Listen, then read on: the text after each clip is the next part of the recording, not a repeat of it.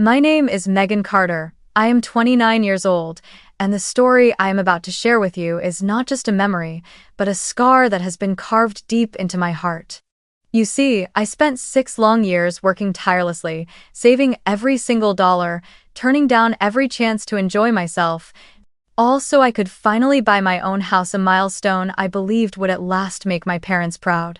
But instead of celebrating with me, instead of sharing in that joy, I watched my parents and my brother-in-law use a strange key to open my door and casually lead a woman I had never met through my home, as if it belonged to them. They even left a note, written with sweet words that carried a bitter edge. "You'll understand, this is an investment opportunity for the family." In that moment, I realized that my blood, sweat, and tears meant nothing to them, that I was nothing more than a tool to patch over their ambitions and struggles. If it were you, could you bear the feeling of having your life's greatest achievement dismissed and nearly stolen by your own family? Tell me where you are listening to this story from, so I know I am not alone in this pain. Now, let me take you back to the beginning. Since I was a child, I was always labeled as the second daughter. Vanessa, my sister, 3 years older than me, was the radiant pride of the Carter family. From her high school years, she was treated like a precious gem. Every one of her achievements was displayed by my parents as if it were their personal trophy: her school debate cup, her acceptance letter from Northwestern University, and later her law degree from a prestigious school in Chicago. Relatives would often retell how my mother wept tears of joy when Vanessa received a full scholarship, and how my father opened a bottle of wine and celebrated for a week straight. When Vanessa graduated, they covered all of her rent in the heart of the city, and later secretly contributed a massive sum so she could purchase a luxury condo in Chicago. Every phone call with my mother was filled with stories of Vanessa's glamorous life, as if she were a Hollywood star, while I was left on the other end of the line, listening quietly with only sighs of admiration filling the silence. I was different. My path had no fireworks, no spotlight. After high school, I chose to attend the local community college instead of a prestigious university. I simply couldn't afford it, and my parents had no interest in investing further in me. They told me bluntly, "You should choose something practical. Don't chase big dreams that will only leave you in debt." I quietly nodded, then worked part-time in a coffee shop while studying, saving every penny just to cover my tuition. Later, I found a job in data analysis, not glamorous, but steady enough to sustain me. My parents rarely spoke proudly of me. If anyone asked, their response was always the same polite smile and a line I came to dread. "Megan works in tech, she's doing fine, and at least she knows how to save money." That phrase, "knows how to save," became the only label attached to me, as if my entire worth could be reduced to the fact that I wasn't wasteful. I remember Vanessa's wedding vividly. It was a grand event, hosted in one of the most luxurious hotels in Chicago, with white roses covering the aisle and a live orchestra playing throughout the night. Relatives flew in from everywhere, and my parents strutted around bragging about their daughter marrying a man who was both handsome and successful. The peak of their display came when they presented Vanessa with a wedding gift, a brand new BMW, gleaming under the lights with a massive red bow tied across the hood. The room erupted in applause, guests cheering as if it were a scene from a movie, while I sat quietly among the crowd, choking down the bitterness lodged in my throat. When people turned to me and asked what I had received, I forced a smile and held up a tarnished silver necklace that my mother claimed once belonged to my grandmother. "It's an heirloom," she said with pride, as if that old trinket could ever compare to the car. I didn't dare react, but inside it felt as though acid was burning through me. In that moment, I realized with painful clarity that in their eyes, my worth amounted to a faded relic, while my sister was showered with wealth and glory. I don't blame Vanessa for being the favored one. She was intelligent, ambitious, and always knew how to put our parents at ease. But I could never escape the feeling of being nothing more than a shadow, quietly standing on the sidelines, compared in every possible way. Family dinners were always the same monochrome performance, my parents eagerly asking about the lawsuits Vanessa was handling, the wealthy clients she was meeting, the massive contracts she was signing. When the attention shifted to me, the questions were predictable and cutting in their own way. Are you saving enough money? Have you thought about buying a more practical car yet? I would sit there, nibbling at my food like an outsider, my chest hollow and heavy. The favoritism wasn't always loud, but it gradually eroded my belief in myself. When I tried to start a small data consulting service, my father just shrugged and said, "It's fine to experiment, but don't expect it to last." When I shared the news that I had been promoted at work, my mother only replied, "Good, at least you don't have to worry about being unemployed." Their words were light as feathers, but over time, they piled up into a stone pressing against my chest. Not once did they truly believe I was capable of anything significant. That was why the house in Capitol Hill wasn't just a home, it was a declaration. A statement that I, too, could build a life of my own, without their handouts, without their approval. I wanted, just once, to prove that my worth didn't lie in their comparisons or in their scrutinizing stares, but in what I could create with my own two hands. The first day I set foot inside that house, the rain in Seattle was falling in a soft drizzle. Maplewood Street was quiet, lined with maple trees already turning into the fiery shades of autumn. The craftsman-style home appeared before me, with its gentle sloping roof, wide wooden porch, and large windows reflecting the gray light of the afternoon. I was greeted by the Petersons, an elderly couple who had lived there for over 40 years. They were preparing to move to Arizona to be closer to their grandchildren and escape the cold winters. I remember vividly the way Mrs. Peterson smiled at me, kind and warm, yet tinged with sadness as she reached out to open the heavy wooden door and let me in. The house seemed to breathe with memory. Mrs. Peterson told me about Christmas dinners once held in the living room, about the sound of children's footsteps running up the wooden stairs, and about the porch swing that had been her husband's favorite seat every evening. Mr. Peterson, his hair white as snow, studied me for a long moment before nodding gently. "This young woman is simple, calm. I believe she will preserve the soul of this house." His words stung my eyes with sudden warmth, because for so many years, I had rarely heard anyone suggest that I was worthy of something beautiful or precious. After a few weeks of negotiations, the contract was signed.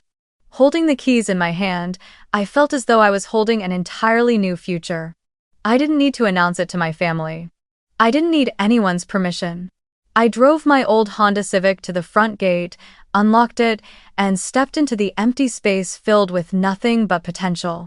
For the first time, I took a deep breath, the faint scent of old wood and garden flowers drifting through the air, and whispered to myself, "This is yours, Megan, and only yours." In the months that followed, the house became both the biggest project and the greatest joy of my life. After work, I would drive to thrift stores, hunting for furniture that could bring a sense of warmth. I bought an oak dining table with a few scratches for a bargain price, then polished it so carefully it looked brand new. I found a floral upholstered armchair at a flea market and spent an entire evening cleaning it until it became the centerpiece of the living room. I patiently planted red rose bushes along the walkway, my hands caked in soil but my heart light. Each time the first buds began to bloom, I felt as if I myself were coming back to life. Everything unfolded quietly, in silence.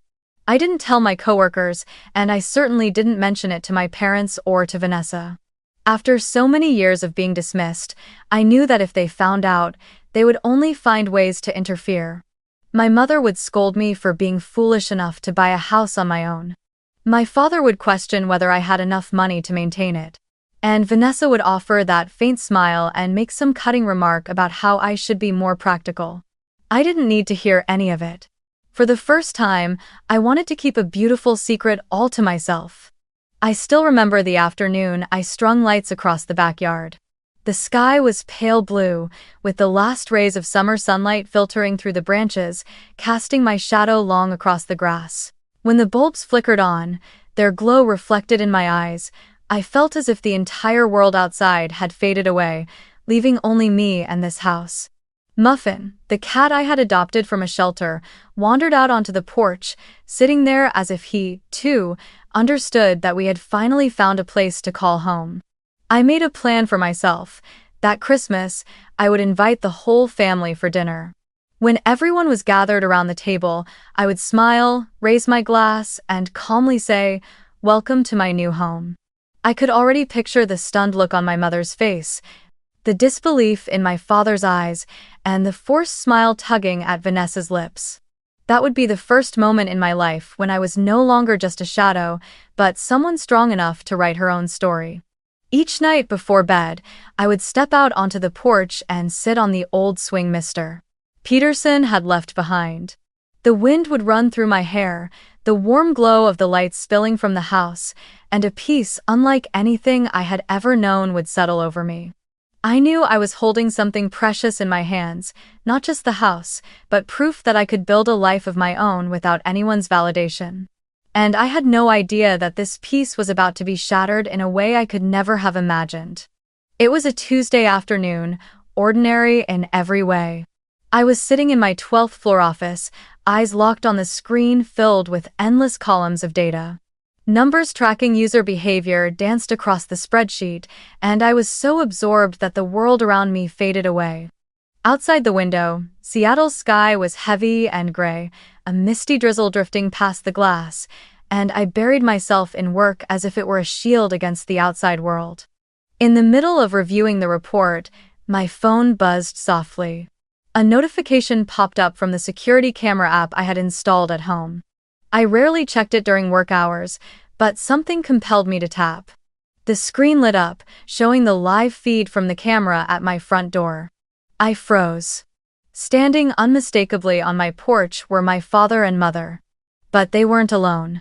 Next to them was Ethan, my sister, Vanessa's husband, accompanied by a well-dressed woman in a beige trench coat, her designer handbag swinging casually at her side. Before I could even process what I was seeing, the next moment made my blood run cold.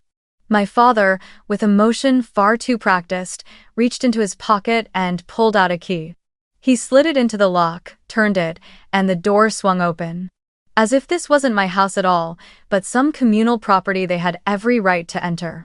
My chest tightened painfully. My breath came in short bursts, my hand trembling as I clutched the phone. I stared at the feed, my mind blank. My mother smiled, gesturing for Ethan and the stranger to step inside first. On that tiny screen, I watched all three of them disappear into the very space I had guarded as my secret, my safest refuge. The violation hit me like a crashing wave. The trust and peace I had built so carefully over the past months collapsed in an instant. Rage and confusion tangled inside me. How did they even have a key? Who gave them permission to walk in? And why was Ethan part of this intrusion? I shot up from my chair so suddenly that it knocked against the desk, the sharp noise drawing a few curious glances from my coworkers. I hurriedly grabbed my bag, forcing my voice to stay steady as I told my manager I had a family emergency.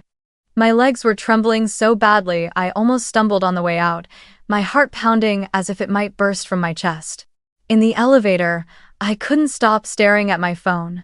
The living room camera showed a grainy image in the dim light, but it was clear enough to catch the shadows moving. Someone was rifling through the kitchen cabinets, pulling drawers open, even peering into the refrigerator. I wanted to scream, but my throat was locked tight. The drive home felt endless. Rain was coming down in heavy sheets, the windshield clouded with streaks of water, but I barely noticed. My only thought was to keep pressing the gas, my mind spinning with hundreds of questions. When I finally turned onto my street, my stomach dropped. My father's car was gone, the porch empty. But the front door stood slightly ajar, a sliver of space visible. I stepped out of the car, anger flaring like fire in my chest, though my palms were ice cold with fear. Inside, the house I had so carefully built felt like a battlefield. The sofa had been shoved out of the spot I had positioned with such precision. Several kitchen drawers were left hanging open, spice jars scattered in disarray.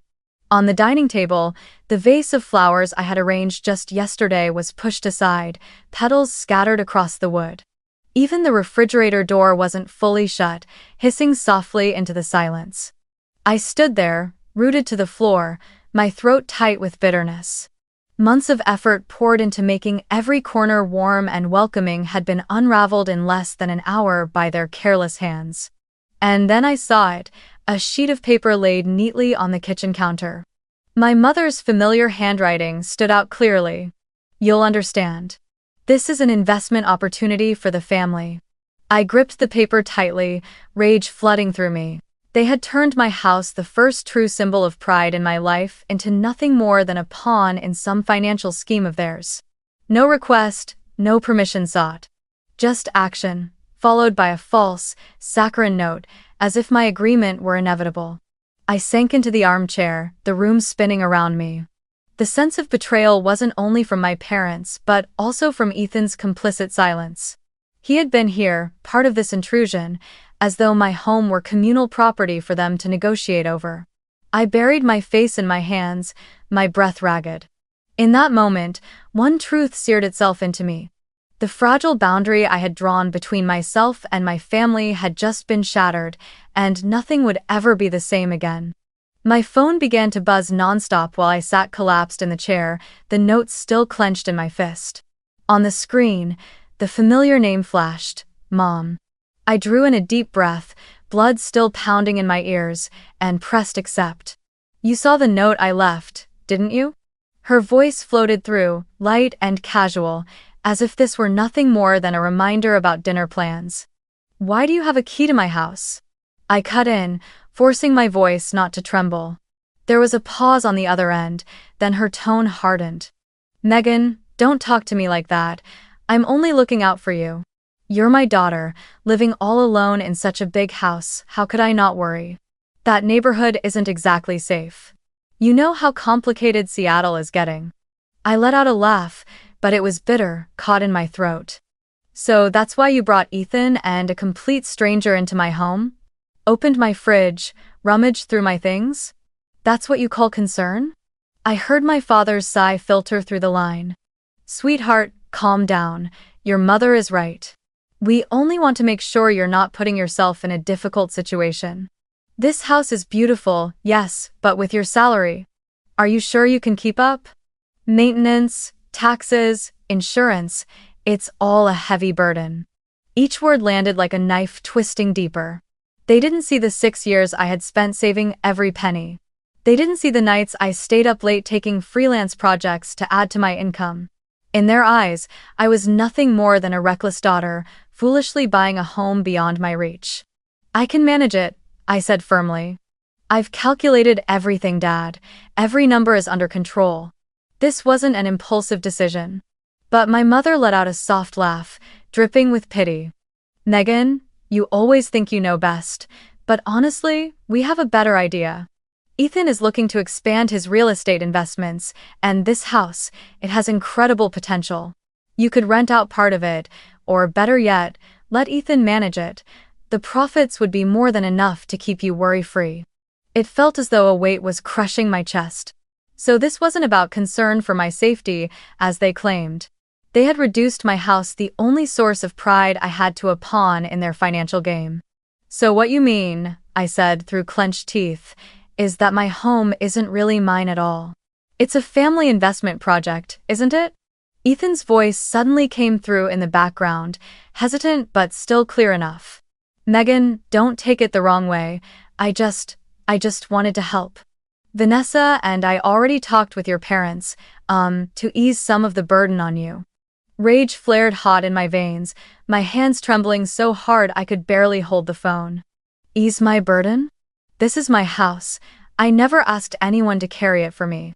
I worked myself to the bone for 6 years to have this, and you barge in and talk about turning it into some property for Ethan to manage? Do you even hear yourselves?"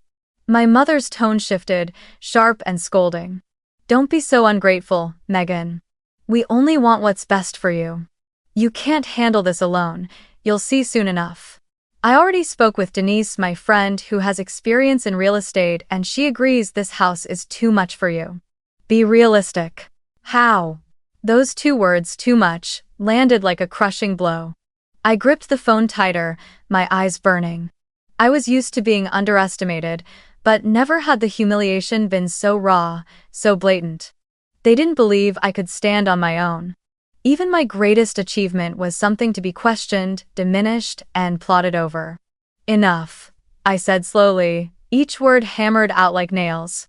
Starting tomorrow, I'm changing every lock. No one is allowed to step foot in my house without my permission. Not even you.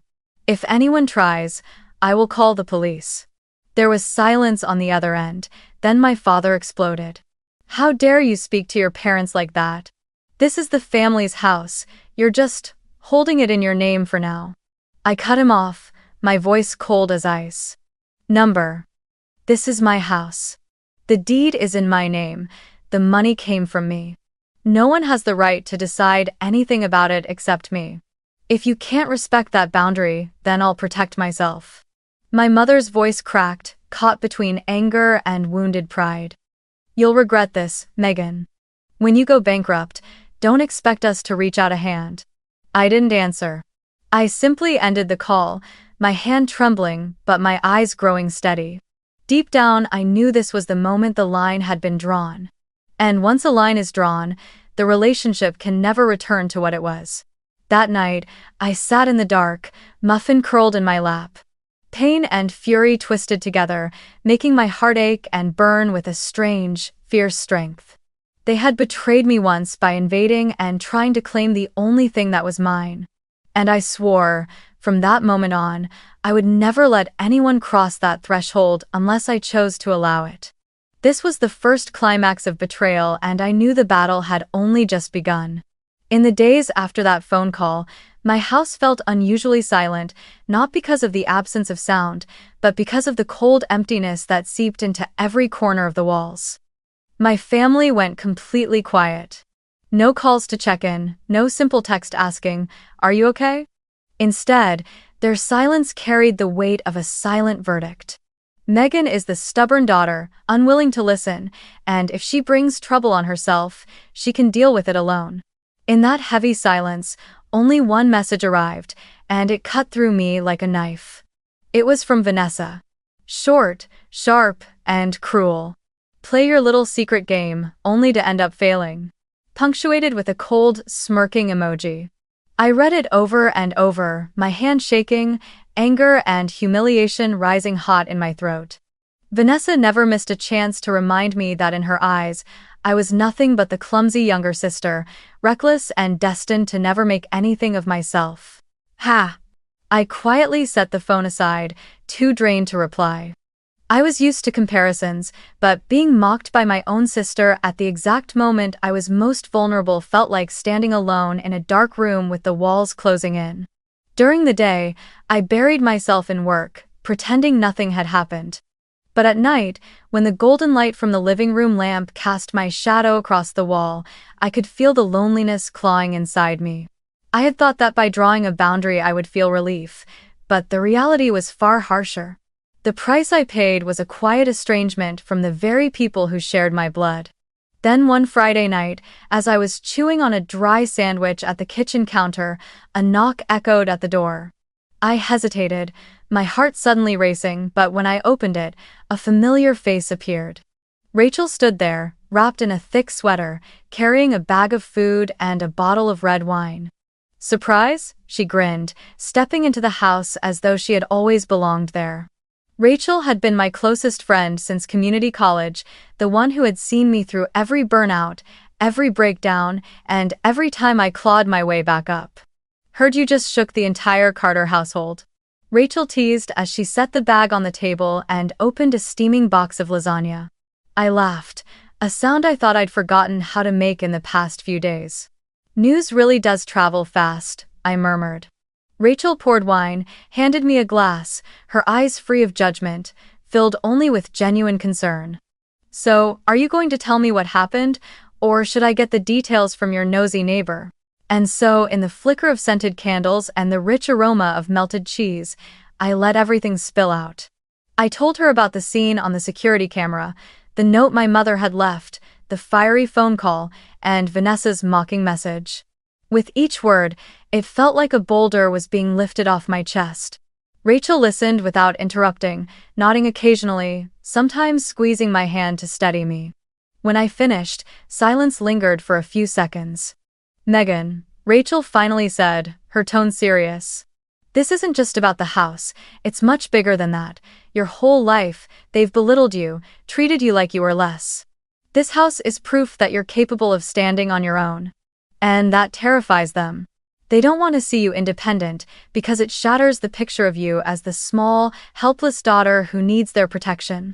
So, instead, they try to take it, to turn it into a family project, so you'll have nothing left that's truly yours. I sat in silence, the wine in my glass trembling with each swirl. Rachel's words struck the deepest part of me, the place where decades of hurt still lived. She went on. You have to fight, not just to keep this house, but to keep yourself. If you back down now, they'll look down on you forever. But if you stand firm, you'll realize you're worthy, and you don't need anyone's permission. Tears slipped down my cheeks. Not from weakness, but because, for the first time, someone truly saw me not as Vanessa's shadow, not as the stubborn daughter in my parents' eyes, but as a person with worth of my own. Rachel pulled me into a hug, warm enough to push away the chill that had clung to me these past days.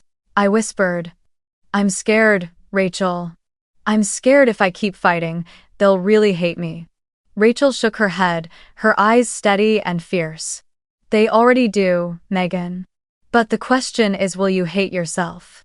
If you give in, that regret will haunt you for the rest of your life. That night, for the first time in days, I ate with an appetite, laughed out loud, and felt my home glowing with warmth. Not because of the lights or the roses in the garden, but because someone finally believed in me. I realized then that I wasn't completely alone. Rachel had rekindled the flame inside me, the one my family's betrayal had nearly extinguished. And I knew, from that moment forward, I wasn't just protecting the house, I was protecting myself. A Megan who would never again settle for living in the shadows. One Thursday afternoon, just after I left work and was making my way toward the parking lot, I froze in my tracks. Parked right beside my old Civic was a sleek black Lexus. I recognized instantly Ethan's car. He was leaning against the door, hands shoved into his pockets, his usually polished, charming smile replaced with a look of unusual tension. For a moment, I thought about turning around, pretending not to see him, but his eyes locked onto mine, forcing me to stop. Megan, we need to talk, Ethan said, his voice stripped of the confident tone of a successful businessman, replaced instead by something urgent, almost pleading.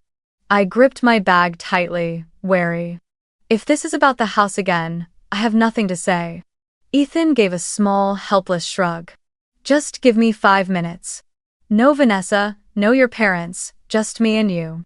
There was something in the way he said it, the way his gaze faltered, that made me pause. My instincts told me there was something darker lurking behind his words. After a moment's hesitation, I nodded and walked toward him. We sat inside his car, the scent of leather and polished wood thick in the air, mixing with a suffocating tension. Ethan drew in a deep breath before speaking. You deserve to know the truth. The last time your parents came to the house, that whole thing, it started with me. My heart lurched as I turned to look at him. He avoided my eyes, pressing on. Vanessa, her law firm, it's in serious trouble. They lost 2 major clients, and there's a lawsuit that could drag the whole company under. We're drowning in debt. I sat frozen, stunned. Vanessa, the flawless role model, the family's shining star, was crumbling behind the glittering facade? Ethan spoke slowly, each word weighted with unease. The bank demanded additional collateral if we wanted a loan to save the firm, but we had nothing left in our names. The house in Chicago is already mortgaged, the cars too. Then your parents found out. They thought of your house. My eyes widened, my voice breaking. You mean, they planned to use my house as collateral for Vanessa's firm? Ethan nodded, his face clouded with guilt. They believed it was the only way to get your sister through this. They said you're still young, you can always start over. Your house is an opportunity for the whole family. How 10? The words crashed into me like a hammer blow. So all their talk about worrying for my safety, about fearing I couldn't handle the responsibility, had been nothing but a cover. In truth, I had never been seen as an independent person at all. Even the one achievement I had fought so hard for was instantly rebranded as a resource to rescue the family's golden star. The injustice burned so fiercely inside me that I dug my nails into the seat just to stop myself from sobbing in front of Ethan. "Do you even understand what you've just admitted?" I hissed, my voice trembling. "For years, I've been belittled, compared, pushed to the sidelines. I accepted it. I stayed silent. But now, when I finally have something that is mine, you all sit around and scheme behind my back to take it away? What am I to you, a backup bank?" Ethan lowered his head, his voice shrinking. "I won't deny it. I was desperate. Vanessa's pride wouldn't let her ask for help. I thought, maybe you would understand, because after all, we're family." I let out a harsh, bitter laugh. Family? Family that treats me like a disposable pawn. Family that doesn't even bother to ask me before plotting to use my house as collateral. Don't you dare say that word to me again. The car fell into silence. Ethan said nothing, his tired eyes fixed on the steering wheel. I opened the door, but not before turning back, my voice hard as stone. "Tell Vanessa and my parents this. If anyone dares to interfere with my house again, I'll get a lawyer involved. This is my legal property. No one touches it, not even family." I stepped out, the cold wind slapping against my face, though my chest still burned with fury. It felt as if a curtain had been ripped away, exposing a truth more brutal than anything I had imagined. That first betrayal had only been the surface. The real wound was deeper. They had never seen me as an independent person at all, only as a tool to safeguard Vanessa's glow. After meeting with Ethan, I went home seething with anger and utterly drained, but the more I thought about it, the clearer it became. If I stayed silent, I would never have control over my own life. They would always find ways to interfere, to take what was mine, and then excuse it all under the banner of family interest. I couldn't allow that to happen again. That night, I opened my laptop, pulled up my contacts, and called a law office a coworker had once recommended. The man who answered was an attorney named Mark Reynolds, calm, measured, his voice firm and steady. I laid out the entire story, leaving nothing out. From the moment I bought the house, to keeping the paperwork private, to my parents using a key to bring Ethan and a stranger inside. Mark was quiet for a moment after I finished, then said, "You did the right thing by calling me. The first step is to review every legal document you have. If everything is in your name, then no one, not even your parents, has the authority to make decisions about your property. We'll have grounds to protect you." His words were like a sedative, soothing the storm inside me. For the first time, someone outside of my family didn't see me as reckless, but as a rightful homeowner in need of protection. The next day, I carried every document I had, the purchase agreement, the mortgage papers, the insurance contracts, to his office. Mark went through them page by page, his eyes sharp and serious. After nearly an hour, he finally looked up and gave me a small, reassuring smile. "It's completely clean. This house is solely yours, and no one else has any claim to it. Even if they have a key, entering without permission is a legal trespass. If you want, you can file a notice of violation right away." Ah! I felt the weight lift from my chest. For months, I had lived in fear that everything I had built could be stripped away.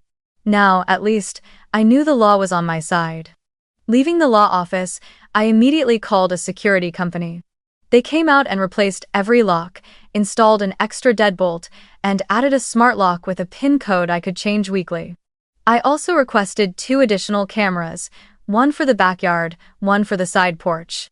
The technician gave me a sympathetic look and said, "A lot of our clients deal with problems caused by their own relatives. It's sad, but you're right to protect yourself." His words cut bitterly, yet they only strengthened my resolve. When everything was finished, I sat at my desk and drafted an email to my parents, Vanessa and Ethan. My words were brief and firm. "The house in Capitol Hill is legally my property. Any unauthorized use, unlocking, or bringing strangers inside will be considered trespassing and will be handled according to the law. If you wish to visit, you must call in advance and wait for my permission. Failure to comply will force me to involve the police. This is not a threat, but a basic boundary. I read it over once, my hands trembling slightly though my heart surged with determination, then hit send. The reaction, of course, came quickly. My father called almost immediately, his voice exploding through the phone. "Megan, what the hell are you doing? Sending an email to your parents as if we're criminals?" I answered calmly. "I don't consider anyone a criminal, but what you did with my house was trespassing. If you can't respect my boundaries, then I have no choice but to involve the law." My mother's voice shrilled in next, sharp and furious. "You'll regret this, turning your back on your own family." I didn't waver. The only regret I would have is continuing to let myself be disrespected. Then I hung up. This time, there was no trembling, only the steady silence of resolve. But I knew that building walls wasn't enough. If I wanted to end the cycle once and for all, I needed a face-to-face confrontation, not another phone call, not another email. I wanted to force them to look at me, inside the very house they had tried to claim, and hear the words I had never dared to say out loud. The idea struck me: a family dinner. Not to reconcile, not to appease, but to take control on my own terms. I spent the entire week preparing. I cleaned every room, arranged the dining table with care, even bought a new set of silverware. Not to show off, but to prove that I was more than capable of creating a home, even if no one had ever believed it. I also prepared my evidence. Copies of the deed, my mortgage documents, and Mark Reynolds' written statement, all neatly tucked into a folder. When the time came, I would place it right in the middle of the table, proof that could not be dismissed. On Friday evening, I typed out a group message to my parents, Vanessa and Ethan. Sunday, 6 p.m., dinner at my house. I want the entire family here. There are things we need to make clear, face to face. I pressed send, set the phone down, and felt my heart pound, not with fear, but with the weight of knowing this would be a turning point. They might come with suspicion, with anger, even with contempt, but this time, I would not back down. In the warm glow of my kitchen, I laid out a white tablecloth and set a vase of red roses in the center. The golden light draped over everything, creating a scene both dignified and calm. I looked around the room and caught my reflection in the glass door. What I saw was no longer the overlooked younger sister, but a grown woman ready to defend her rights and her worth.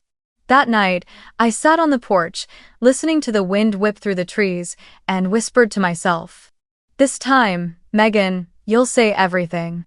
No more fear, no more bowing your head. This isn't just dinner, it's a trial for fairness." And in my chest, for the first time in years, a steady flame began to burn. Sunday arrived faster than I expected. All day, it felt less like preparing for a family meal and more like suiting up for battle. I woke early, made lasagna with fresh tomato sauce, simmered a pot of creamy pumpkin soup, and toasted garlic bread until golden. The scent filled the kitchen warm yet heavy, mirroring the clash inside me. Every step I took, every sound of the knife against the cutting board, felt like the beat of a drum pushing me closer to the moment when I would finally force my family to see me for who I was. At exactly 6 o'clock, the sound of cars pulled into the driveway. Through the window, I saw my parents' old Ford pickup, followed by Vanessa and Ethan's Lexus. They stepped out, their faces tight with unease. My mother, wrapped in a dark blue sweater, tried to stretch a smile across her lips. My father's eyes swept the house, appraising it like a property under inspection. Vanessa emerged with her usual air of superiority, while Ethan trailed behind, silent and visibly uneasy. I opened the door, steadying my breath, and said evenly, "Welcome to my home." I moaned. The air inside was heavy as lead. I decided to show them around before sitting at the table. "This is the living room."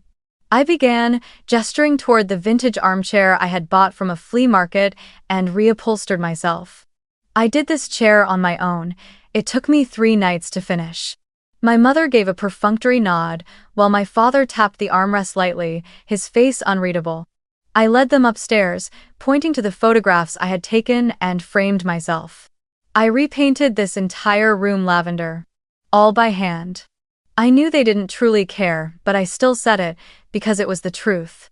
Every detail in this house had been built by me, and no one had the right to dismiss that.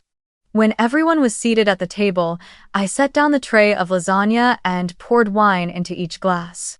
Taking a deep breath, I pulled a folded piece of paper from my pocket, the very note my mother had left behind. I laid it flat in the middle of the table and asked, my voice clear, "You wrote this, didn't you?" My mother's face flickered, though she tried to recover. "Megan, you misunderstood. I cut her off. "No, Mom. This isn't a misunderstanding. This note proves that my house was being used as an investment opportunity for the family. But, in reality, it was meant to bail out Vanessa and Ethan's firm, wasn't it?" The dining room fell silent. Vanessa set her fork down, her blue eyes flashing with irritation. "How do you know so much? This isn't your concern." I met her gaze steadily, unblinking. "Not my concern? You all plotted to use my house as collateral, and you expect me to stay quiet? I've been silent my entire life. Since I was a child, every achievement of mine was minimized. I was praised for being good at saving, while you were paraded as the star. You got cars, while I got a tarnished necklace from Grandma. And now, even when I've bought a home with my own hard work, they still want to take it for you. Tell me, how much longer am I supposed to stay silent?" My father furrowed his brow. "Megan, you're overreacting. We only wanted to help the family get through a difficult time." I turned to him, my voice sharp. "I've heard enough of that word help. Does help mean stripping away my hard work? Does help mean refusing to see me as an adult? All my life, in your eyes, I've been small, powerless. But the truth is, I worked myself to the bone for 6 years, turned down every chance at joy, just to buy this house. And in one instant, you all reduced it to a bargaining chip on the table. That isn't help, that's betrayal." Vanessa slammed her fork down, her tone biting. "Do you think you're so accomplished? If my firm collapses, the entire family's reputation suffers. Do you even understand what it means to sacrifice for others?" I laughed, the sound sharp and bitter. "Sacrifice? I've been sacrificing all along. I sacrificed my youth to work. I sacrificed recognition to live in your shadow. But not this time. I won't sacrifice my home to patch up your false glory." Ethan stared down at his glass, knuckles white around the stem. At last, he exhaled heavily. "Megan's right. Our firm is in real trouble, and we did think about using the house. That was my fault. I pulled everyone into this."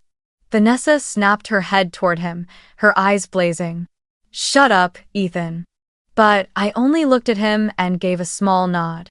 "Thank you for finally telling the truth." The air was so thick it seemed the only sound left was the ticking of the wall clock. I drew in a breath, then rose to my feet. "Listen carefully. This is my house. I will not sell it. I will not rent it. I will not mortgage it. If anyone tries to interfere again, I will treat you as strangers, and I will call the police." I paused, letting my eyes sweep across each of them. My parents, faces tight with shame, Vanessa flushed with anger, Ethan staring down at the table, unable to meet my gaze. The silence that followed was heavy enough to hear my own heartbeat. But for the first time, within my own family, I felt I truly had a voice. Not a frail voice begging for comfort, but the voice of a woman who knew what she wanted and would defend it to the end. Dinner ended with no one taking another bite. They left in awkward silence, and I stood in the doorway, watching the glow of their headlights fade down the dark street. The house sank into stillness, but this time the quiet was not loneliness. It was liberation. After that night, my house returned to peace. No more arguments, no more watchful eyes or patronizing words. Just me, the golden light spilling from the ceiling lamp, and Muffin curled up on the sofa. Inside, I felt an emptiness I couldn't quite name. I had longed for this moment, the moment when I could finally claim my voice. But when it came, it carried both pain and relief. My family walked away in silence, leaving behind not only this house, but also the remnants of a childhood where I had spent years chasing their approval. The next day, my father sent me a brief text. I'm sorry if what I said last night hurt you, but you should understand, everything we do is out of concern for you. An hour later, my mother followed with a longer message, circling around her words but delivering the same idea. I'm sorry for overstepping, but I still think you're too stubborn. We only want what's best. Reading them didn't ease my heart. They weren't real apologies, just excuses. They still couldn't truly admit their wrongdoing. Vanessa stayed completely silent. No message, no call. Her silence was like a wall of ice, and I understood she would never forgive me for daring to step out of the role I had always played in the family, the role of the one who stays behind, who always yields. A few days later, as I sat alone in the living room, Rachel appeared with a bag of pastries and 2 cups of hot coffee. She sank into the chair beside me, resting a hand on my shoulder. "You look like someone who's just been through a storm." I gave a small laugh. It was a storm. But I think I'm still standing. Rachel shook her head, her gaze soft. "Not still, you are standing. I've never seen you this strong." Her words settled over me like a balm. In that moment, I realized I wasn't entirely alone. In the weeks that followed, I began to open my arms to the people who truly cared. Rachel came often, sometimes bringing along 2 of my closest colleagues. We cooked together, we laughed, we turned the living room into a gathering place. I would look around and see that the house no longer felt empty. Laughter echoed off the walls, the aroma of food drifted from the kitchen, and conversations stretched late into the night. For the first time, I understood clearly. Family doesn't have to be bound by blood. Family is made of the people who listen to you, who respect you, and who stand by you when you're at your weakest. Sometimes, I sit alone on the porch swing, looking out at the row of roses I planted with my own hands. I think about my parents, about Vanessa, about all the years I lived in their shadow. My heart still aches the ache of a child who longed to be loved equally but never was. Yet alongside that pain, I feel a new kind of relief. I dared to draw a boundary, to say, enough. I know the road ahead will not be easy. Maybe my parents will never acknowledge me the way they proudly exalt Vanessa. Maybe the distance between us will never close. But I've found something more precious, the freedom to live true to myself. I've realized that a home is not just 4 walls or a name on a deed. Home is the place you choose to belong. For me, this house is proof of my strength and my resolve. Every wall, every brick carries the imprint of my labor, the nights I sacrificed, the tears and the laughter I poured into it. No one can take it from me because it is an extension of who I am. And more than that, I've come to understand something deeper. Sometimes, blood family is not the place that gives you safety. They can love you, but they can also wound you in the most profound ways. They can use concern as a mask for control and love as a cover for possession. But real love does not impose. Real love is believing that you can walk on your own while being ready to stand behind you when you need it, not when they do. I want to leave these words for anyone hearing my story. If you feel dismissed by your family, if you feel your voice is never heard, remember that you have the right to set boundaries. You have the right to protect what you've built, and you have the right to choose where you truly belong. Don't fear loneliness, because sometimes in that very loneliness, you will find new people, people willing to become the family you always dreamed of. I, Megan Carter, finally understand that happiness doesn't come from being recognized by my parents or my sister. Happiness comes from recognizing myself. And as I sit in this house, hearing the laughter of friends echo through the rooms, watching the warm glow of the lights fall on the roses in my garden, I know, I've found home. Not the place they chose for me, but the place I chose for myself, and sometimes, that alone is enough to be called freedom.